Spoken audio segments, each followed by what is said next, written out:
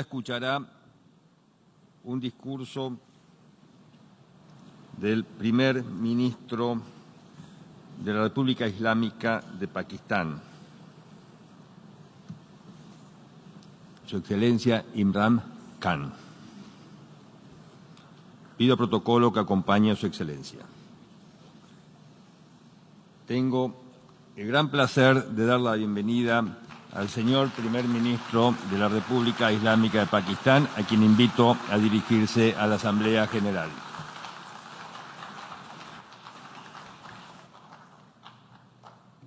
Bismillah ar-Rahman ar-Rahim. Iyyaka na'budu wa iyyaka nasta'in. Mr. President, Honorable बिस्मिल्लाहिर्रहमानिर्रहीम इय्याका नाबुदु व इय्याका नस्तईन। Excellencies, जनाब सदर, इज़्ज़त माब सेक्रेटरी जनरल, काबिल एहतराम कायदीन और ख़वातीन व हज़रात, मैं आज इस फोरम पर बात करना अपने लिए एजाज समझता हूँ, जहाँ हमें दुनिया को दरपेश मसाइल पर बात करने का मौका मिलता है। मैं बहुत सारे मसाइल पर बात करना चाहता हूँ, मगर आज मैं सिर्फ 4 इंतहाई अहम मसाइल पर बात करूंगा, जिनकी वजह से मैं आज यहाँ पर आया हूँ। हमें कई संजीदा मसाइल का सामना है। मैं यहाँ ना आता, मगर मेरे ख्याल में कुछ इंतहाई अहम मसाइल हैं जिनकी तरफ दुनिया की तवज्जो दिलाना जरूरी है ताकि उनका हल ढूंढा जा सके। मैं इब्तिदा मौसमियाती तब्दीली के मसले से करूंगा। मौसमियाती तब्दीली के मसले पर बहुत से कायदीन ने बात की, मगर जनाब सदर, मुझे महसूस होता है कि इस मामले पर संजीदगी का मुजाहिरा नहीं किया जा रहा। शायद दुनिया के कायदीन जो कि बहुत कुछ कर सकते हैं, उन्हें इस मामले का अंदाजा नहीं है कि इस मसले से कितनी बड़ी आफत का सामना हो सकता है। perhaps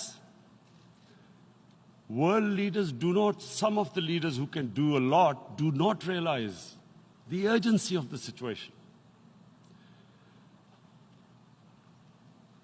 We have a lot of ideas, but as someone said, हमारे पास बहुत से आइडियाज मौजूद हैं, मगर जैसे किसी ने कहा है कि माली वसाइल की फराहमी के बगैर तसव्वुरात महज ख्वाब होते हैं। मैं अपने मुल्क पाकिस्तान की मिसाल देता हूँ। पाकिस्तान दुनिया के उन 10 ममालिक में शामिल है जिनको मौसमियाती तब्दीली से सबसे ज्यादा खतरा है। We depend upon our rivers. हमारा दारोमदार अपने दरियाओं पर है। हम बुनियादी तौर पर एक ज़रई मुल्क हैं। हमारे दरियाओं में 80% पानी ग्लेशियर से पिघल कर आता है। Glaciers not just on the Pakistani side, even India. इसी तरह भारतीय दरिया गंगा और सिंध में 80% पानी हिमालय, काराकोरम और हिंदुकुश के ग्लेशियर से पिघल कर आता है। From the glaciers, from the Himalayan glaciers, Karakoram, Hindu Kush. And these glaciers are melting at quite a rapid pace. We detected और already ये 5,000 ग्लेशियर तेज रफ्तारी से पिघल रहे हैं। हम अभी तक अपने पहाड़ों में 5,000 झीलों की निशानदेही कर चुके हैं, और अगर ये सिलसिला जारी रहता है और इसके बारे में कुछ नहीं किया जाता, तो हमें खदशा है कि हम इंसानों को एक बहुत बड़ी आफत दरपेश हो सकती। मेरे मुल्क में जब मेरी पार्टी सूबा खैबर पख्तूनख्वा में बरसरे इक्तिदार आई, तो हमने 5 साल में 1 अरब दरख्त लगाने का फैसला किया, और अब हमने अगले 5 सालों में पाकिस्तान में 10 अरब दरख्त लगाने का हदफ मुकर्रर किया है। इसके पीछे मकसद मौसमियाती तब्दीली के मसले से निमटना है, लेकिन सिर्फ एक मुल्क अकेला कुछ नहीं कर सकता, इसलिए पूरी दुनिया ने इस मसले से मुश्तरका तौर पर निमटना है। मेरी उम्मीद की वजह ये हकीकत है कि अल्लाह ताला ने इंसान को बेपनाह कुव्वत दी है। हम कुछ भी कर सकते हैं, बशर्ते कि हम अपनी जिंदा रहने वाली जबिल्लत को झंझोड़ें। Provided our survival instinct is stirred up.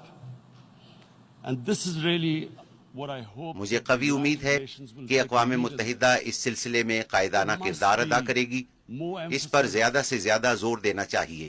richer countries Amir must ممالک کو support اس پر مجبور کیا جائے کہ ان گیسوں کے اخراج میں کمی لائیں جو درجہ حرارت میں اضافے کا باعث بنتی ہیں، کیونکہ ہم جیسے ممالک سے ایسی گیسوں کا اخراج نہ ہونے کے برابر ہے۔ لہٰذا میں سمجھتا ہوں کہ اقوام متحدہ کو اس سلسلے میں آگے آنا چاہیے۔ The United Nations must take leadership in this. My second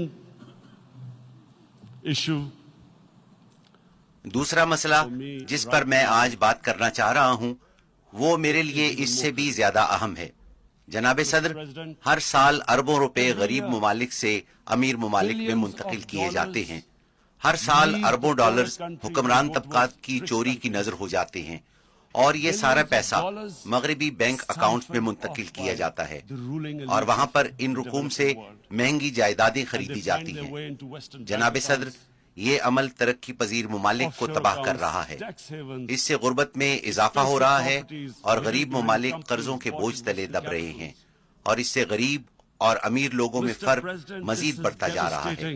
The developing world. This is causing more poverty, deaths. It's impoverishing the developing world. The difference between rich and poor countries is growing because of this. Money laundering, which money laundering اس وجہ سے ہو رہی ہے کیونکہ غریب ممالک سے امیر ممالک میں ہونے والی منی لانڈرنگ کو ویسے نہیں سمجھا جاتا جیسے منشیات سے حاصل کیا گیا پیسہ یا دہشت گردی کی مالی معاونت کے لیے استعمال ہونے والی مالی وسائل پر دنیا کی نظر ہے۔ غریب ممالک کو جس طرح اپنے بااثر طبقات لوٹ رہے ہیں، اس کو کوئی جرم تصور ہی نہیں کرتا۔ مجھے جب سال پہلے حکومت ملی تو اس سے پہلے والے 10 سالوں میں ہمارے ملک کے مجموعی قرضے میں 4 گنا اضافہ ہوا۔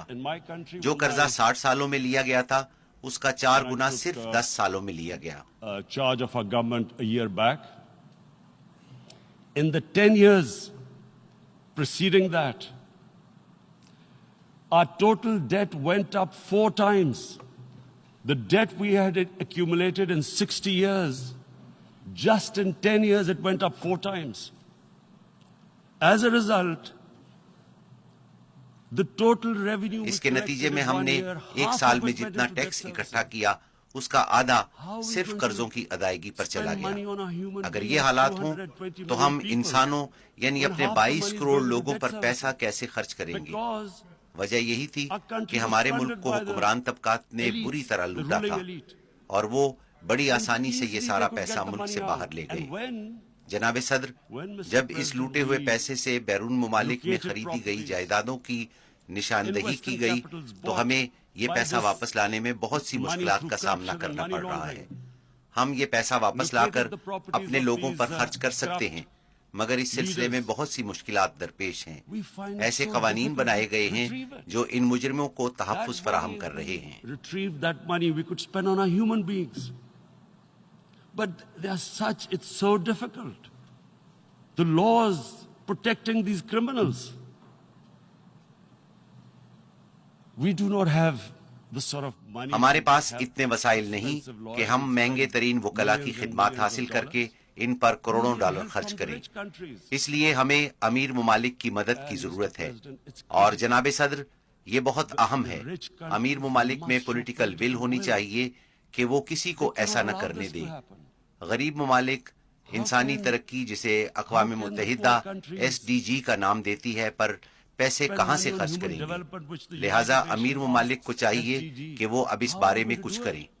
وہ ایسے اقدامات کریں کہ کرپٹ حکمرانوں کے لیے یہ ممکن ہی نہ رہے کہ وہ اپنے ملک کا پیسہ چوری کر کے بیرون ممالک جائیداد منتقل کریں۔